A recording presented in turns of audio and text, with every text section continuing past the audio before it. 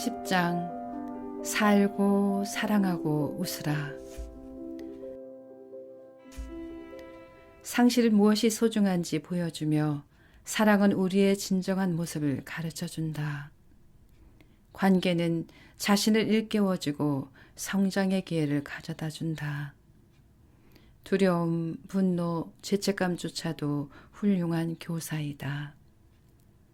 삶의 가장 어두운 시간에도 우리는 성장하고 있다. 삶은 그 특별한 매력을 나타나기 위해 굴곡이 있는 것이다. 얼마 전 우리는 오랜 친구와 이야기를 나누었습니다. 지위와 미모를 다 갖춘 43세 이 여의사는 놀랍게도 자신이 불행하다며 불만을 토로했습니다. 그녀는 자신의 일을 좋아하지 않는다고 털어놓아 우리를 놀라게 했습니다. 우리가 아는 그녀는 성공한 의사이자 유명 의과대학의 교수였습니다. 그런데도 그녀는 더 많은 것을 원했습니다. 우리가 말했습니다. 하지만 당신은 경력이 훌륭하지 않습니까? 뭐가 문제예요? 그녀는 난 내 직업이 마음에 들지 않아요. 그녀가 자신이 사회에 충분히 기여하지 못하는 것 같다고 말했을 때 우리는 놀라서 물었습니다. 당신은 보건소에서 매주 자원봉사를 하고 있잖아요. 시간 날 때마다 무료 강의도 하고요. 게다가 여러 자선단체에도 기부금을 내고 있잖아요. 그렇긴 하죠. 하지만 그것은 부족해요. 그녀가 성형수술 받는 것에 대해 이야기하자 우리는 당황했습니다. 그녀는 이렇게 말했습니다. 간단하게 주름 펴는 수술을 받고 싶어요. 턱도 조금 보강하고 싶고 콜라겐도 좀 넣고요. 성형수술에 반대하는 것은 아니지만 그녀는 누가 보기에도 어떤 수술도 필요 없을 만큼 아름다웠고 주름도 거의 없이 나이 들어가고 있었습니다. 마지막으로 그녀는 우리 의견을 물었습니다. 우리는 그녀가 왜 그토록 말도 안 되는 생각을 하게 되었는지 의아하게 생각하며 서로 바라보았죠. 결혼 생활은 남부럽지 않고 지적이고 성공했고 아름답고 건강하고 높이 존경받는 이 여성은 자신을 과소평가하고 베풀 줄 모르며 못생겼다고 생각했습니다. 어쩌면 그녀는 외면보다도 내적인 면을 위해 노력해야 합니다. 그녀가 지금의 성공을 느낄 수 없다면 더 이상 어떻게 느낄 수 있을까요? 지금의 미모에 만족하지 않는다면 성형수술을 받은 후에 어떻게 다른 느낌을 가질 수 있을까요? 자신이 남에게 주고 있는 것들을 뿌듯해하지 않는다면 더 많은 시간과 돈을 기부한다고 해서 무슨 차이가 있을까요? 외적인 것들을 고치려 해봐도 소용이 없을 것입니다. 그녀는 자신이 이미 얼마나 훌륭하며 얼마나 많이 베풀고 있는가를 깨달아야 합니다. 이 여성과 마찬가지로 오늘날 사람들은 살아가는 데 필요한 많은 것을 갖추고 있습니다. 모든 이들이 그녀만큼 아름답고 많은 것을 이루지는 못했지만 그래서 그녀가 좋은 예가 될 수 있는 것은 그만큼 두드러진 경우이기 때문입니다. 사람들은 대부분 행복해지는 데 필요한 모든 것을 가지고 있으면서도 그다지 행복해하지 않습니다. 크든 작든 우리는 우리가 성취한 것에 만족하지 않습니다. 자신의 외모에도 만족하지 않습니다.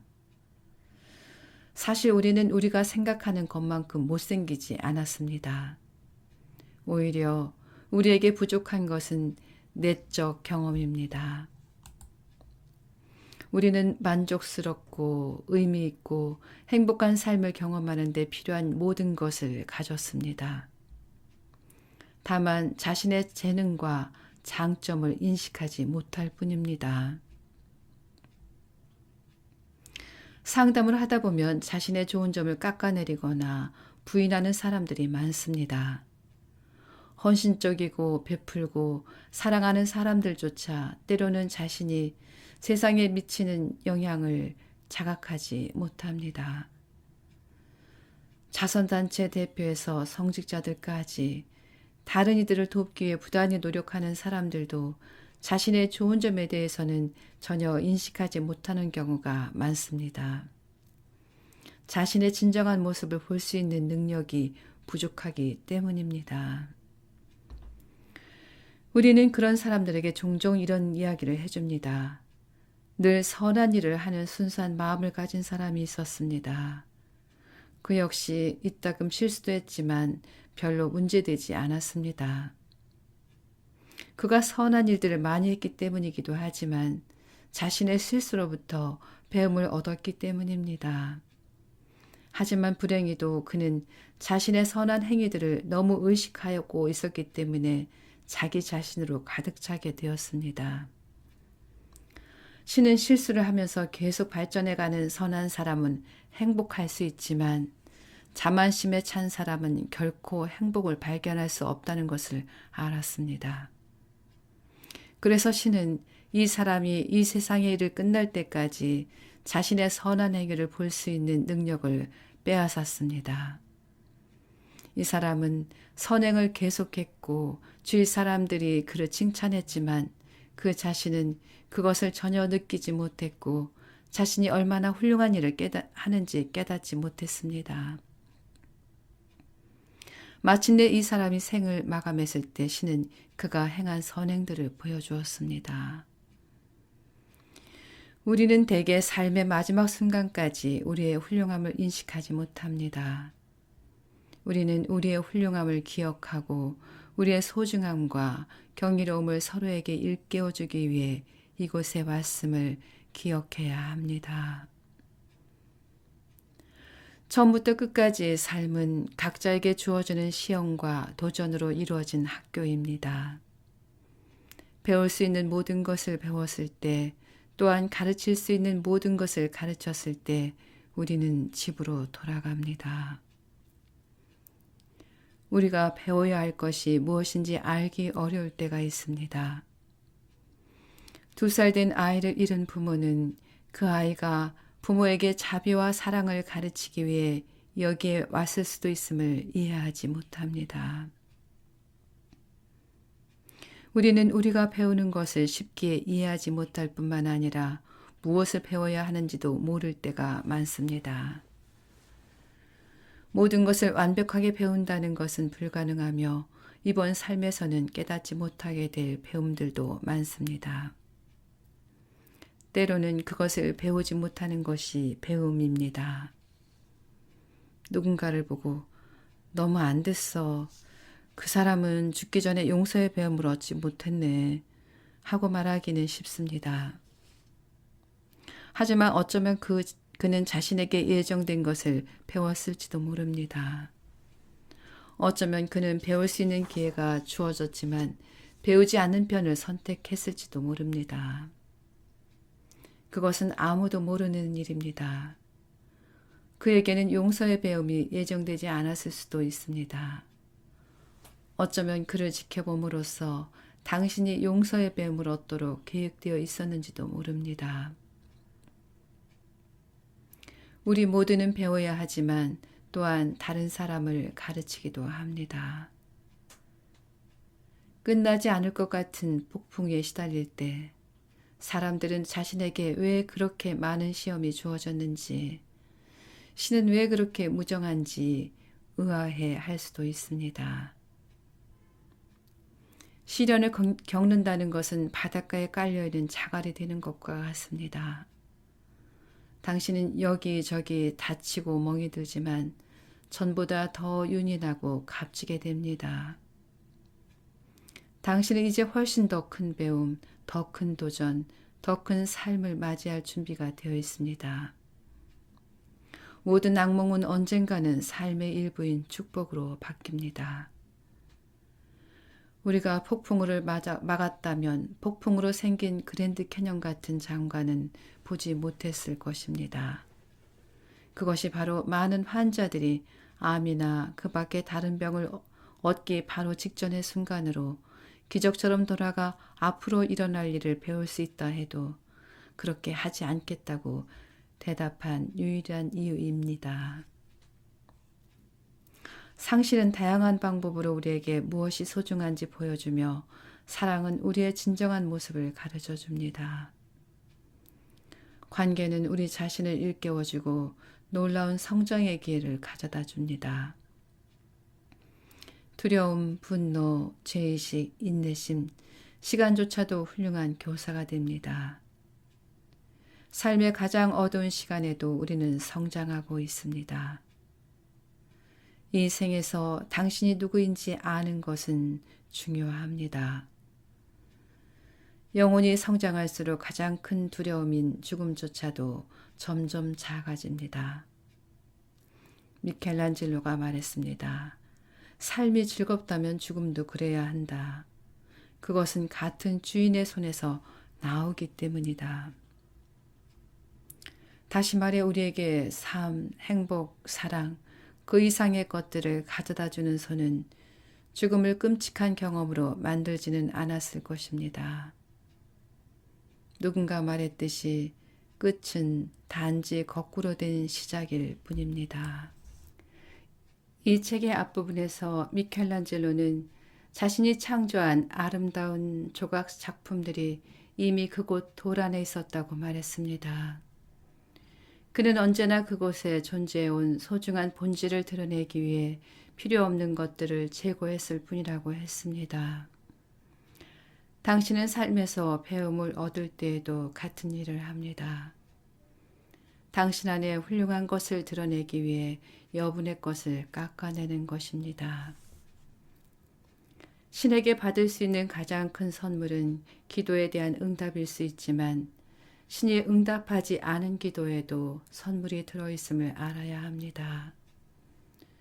삶의 종착점에서 온 배움들을 접하다 보면 삶이 언젠가는 끝난다는 것에 더 편안함을 느끼게 됩니다.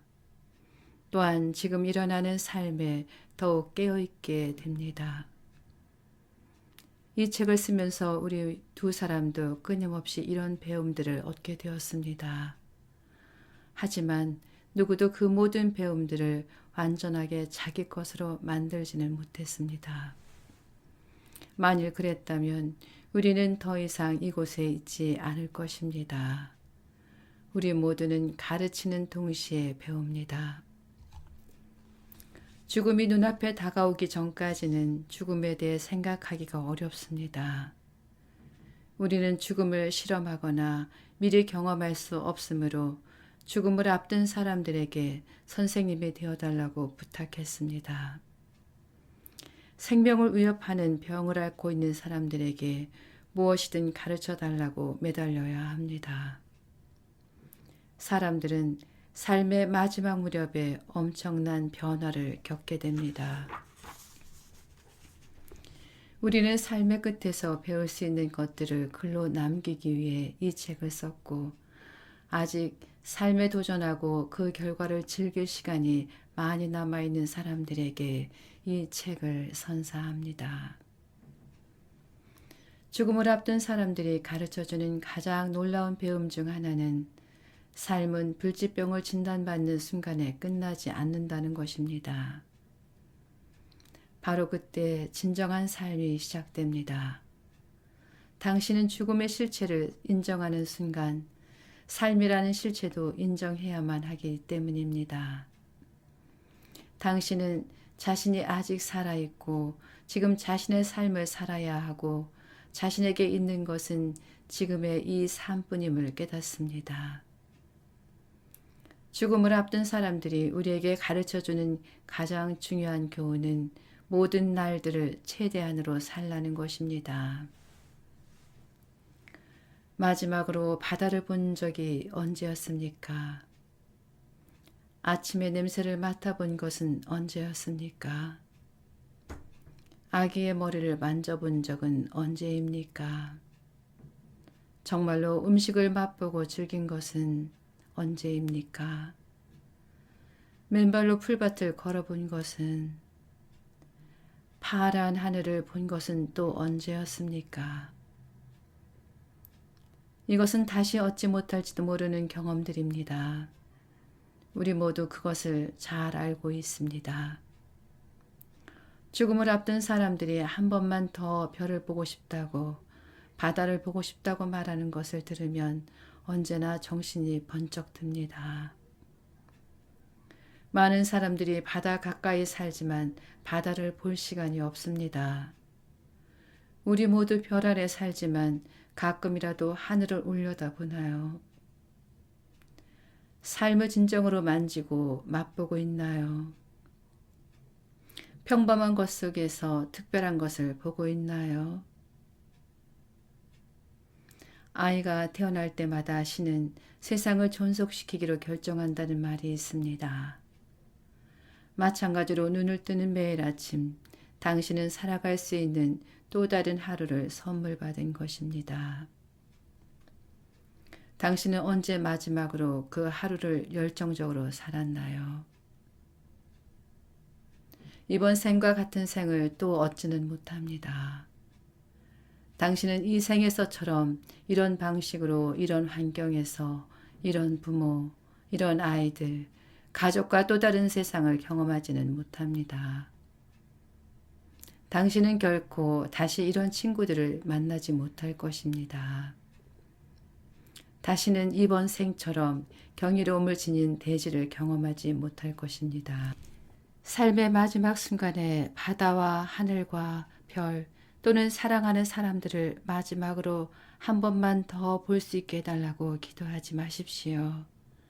지금 그들을 보러 가세요.